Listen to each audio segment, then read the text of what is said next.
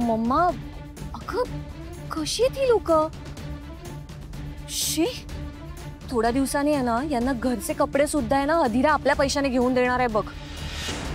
Mamma पण मला हे कळत नाहीये, या अशा चीप लोकांमध्ये अधिराला पाठवण्यासाठी तू तयार कशी झाली आहेस ग?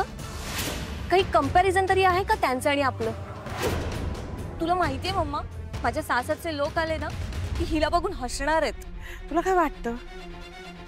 मला हे सगळं पटलेलं आहे, पण समरला सगळं पटलंय ना, मग माझ्या हातात काय राहतं? दादाला सुद्धा आहे ना फक्त बिझनेस करायचा कळतो, कोणत्या मुलीशी लग्न करायला पाहिजे कळतच नाहीये. ऐक ना बाळा, तू प्लीज प्लीज मला मदत करशील का? कशाला? हे लग्न मोड आहे.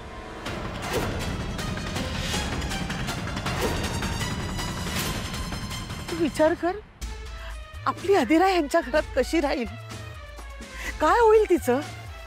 ही लोक छळ करतील तिचा पैशासाठी. आता लग्न नाही झालं तेच त्यांना हे हवं ते हवं, नाही नाही त्या गोष्टी काहीतरी काहीतरी कारण काढून पैसे मागतात. पुढे त्यांच्या घरी लग्न होऊन गेल्यावर काय होईल तिचं? काही करून आपल्या अधिराला वाचवायला हवं. मम्मा मी आहे तुझ्यासोबत, तू अजिबात काळजी करू नकोस. तू सांग काय करायचंय, आपण करूया. सांगते, योग्य वेळ आली की सांगेन तुला काय करायचंय ते.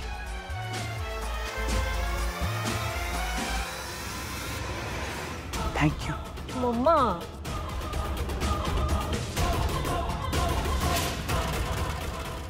तुला सांगितलं ते आणलंस? हो आणलंय, हे बघ.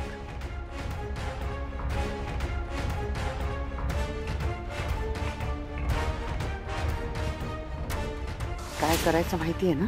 हो.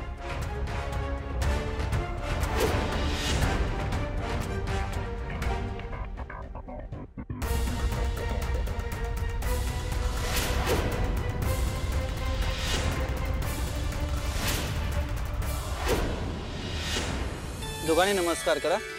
प्रारंभ कार्य अविघ्नमस्तु शुभम शोभनम अस्तु. आचम्य 3 वेळा पाणी प्यायचंय.